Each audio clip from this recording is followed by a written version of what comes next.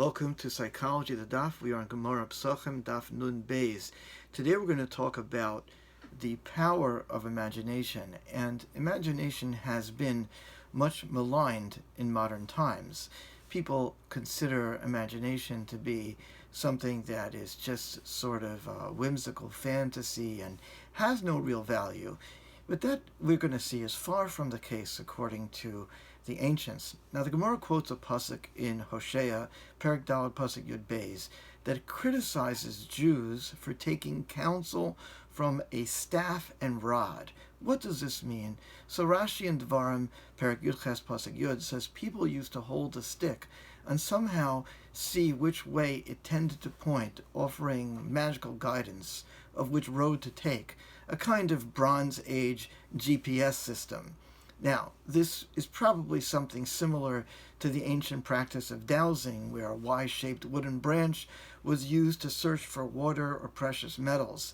The Drashas Haran, Perek Yud Beis, explains this further, that the movement of the stick would put the person into a trance, and those whose power of imagination was great could come to genuinely see the future through this process.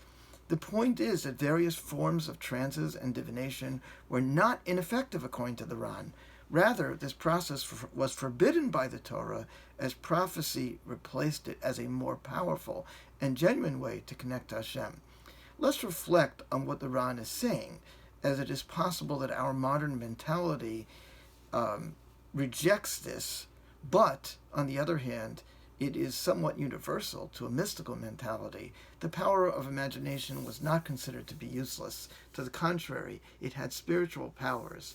To the untrained mind, true, it could produce false readings, but its actual function was to pick up on subtle hints and emanations that were not verbal, and so required the imagination to give this amorphous sense some kind of symbolic representation.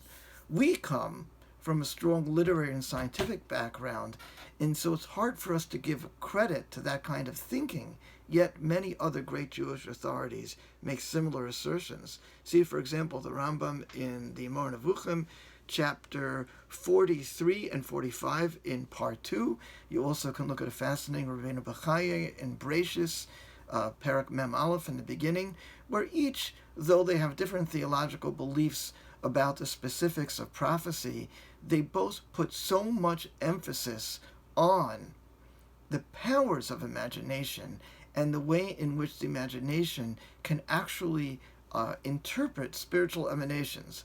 One of the greatest scientists of the modern world, Albert Einstein, was known for his Gedankenexperimenten, or thought experiments, which he relied on the imagination to pick and picture certain physical conditions that are difficult to create in real life. He famously began his pre-conscious deliberations on relativity when he was age 16. He used to imagine himself chasing a beam of light. We can use our imagination to amplify intuition and motivate us to bigger truths. We must also prove or disprove what our intuition tells us, because it can be notoriously unreliable, especially to the untrained user.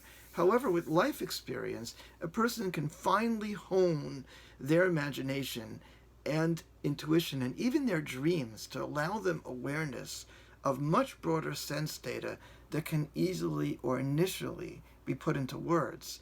It is good to think of intuition and imagination as data used in weather forecasting, such as wind speed and barometric pressure. They are factors that contribute to the overall forecast, but not conclusive or the sole basis for the forecast.